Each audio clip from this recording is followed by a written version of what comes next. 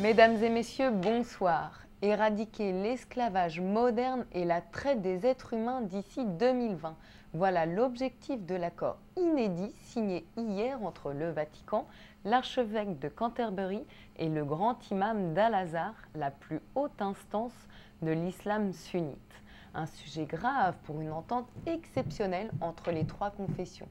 Le but de cet accord est de mettre en place des ripostes à toute forme d'esclavage et de faire prendre conscience à la communauté internationale que l'esclavage moderne est un crime contre l'humanité.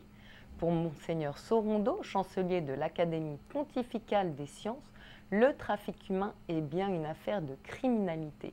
Il profite de l'absence de loi internationale concrète. Écoutons-le, ainsi que Mahmoud Azab, conseiller du grand imam d'Al-Azhar. Ils sont au micro de Radio Vatican. Aujourd'hui, le trafic humain, c'est une des plus grandes affaires de la criminalité. Et la criminalité à profit qui ne sont pas des lois internationales concrètes.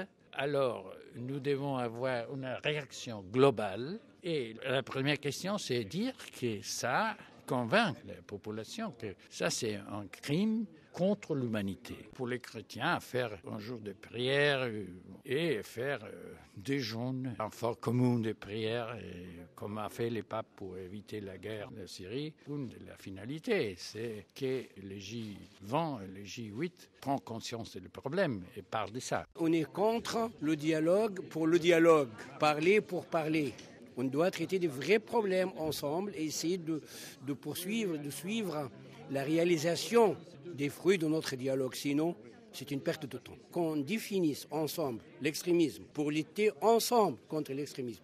Au nom de l'islam et d'Al-Azhar, de toute bonne volonté humaine et humaniste, je ne suis pas d'accord sur l'injustice qui se passe dans le monde, surtout en Orient. La pauvreté, je répète 1000 fois, on en profite. Le carême est une période pour ajuster notre vie. Voilà le message du pape ce matin lors de la messe célébrée à la maison Sainte-Marthe. Le carême est une période pour se rapprocher de Jésus, mais un rapprochement sincère, dit le pape. Il met en garde contre l'hypocrisie de certains chrétiens qui se sentent plus justes que les autres. La conversion n'est pas seulement de se rapprocher du Seigneur, rappelle le pape, mais aussi de prendre soin de son prochain. Écoutons un résumé de son allocution. Prendre soin du prochain, du malade, du pauvre, de celui qui est dans le besoin, de l'ignorant. C'est celle-là, la pierre d'achoppement.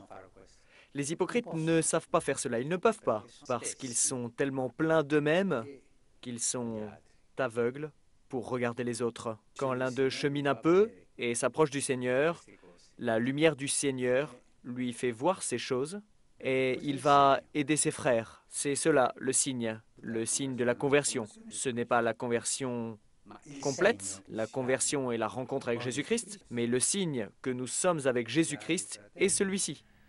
Nous sommes encore dans la joie de l'anniversaire de la première année du pontificat du pape François, une année exceptionnelle pour l'Église et ses fidèles. C'est l'occasion pour Monseigneur Lacroix, archevêque de Québec, de revenir sur cette année de découverte, placée sous le signe de la joie de l'Évangile.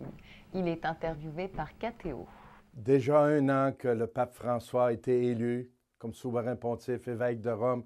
Moi, je peux dire que c'était pour moi une année extraordinaire de découverte, une année qui m'a ramené au cœur de l'Évangile. Je dirais que cette année était pour moi l'occasion de retrouver encore plus en profondeur la joie de l'Évangile. Tout son ministère, son enseignement, ses prises de parole, sa façon d'être, sa façon de réagir avec les gens, fait exploser la joie et la fraîcheur de l'Évangile. Moi, je crois que le Seigneur nous donne à chaque étape de l'histoire de l'Église le pape dont on a besoin. Nous avions besoin et le monde avait besoin de ce pape François pour nous aider à vivre cette nouvelle étape de notre histoire, pour retrouver cette joie et cette simplicité. Ça affecte mon ministère de bien des façons.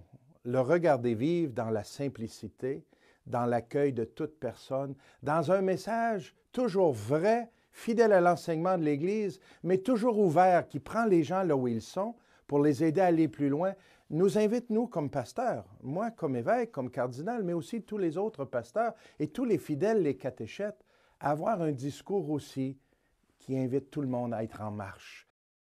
C'est la fin de ce journal. Restez sur Sel et Lumière pour suivre une nouvelle émission des Échos du Vatican. Je vous souhaite une très belle soirée et vous dis à demain.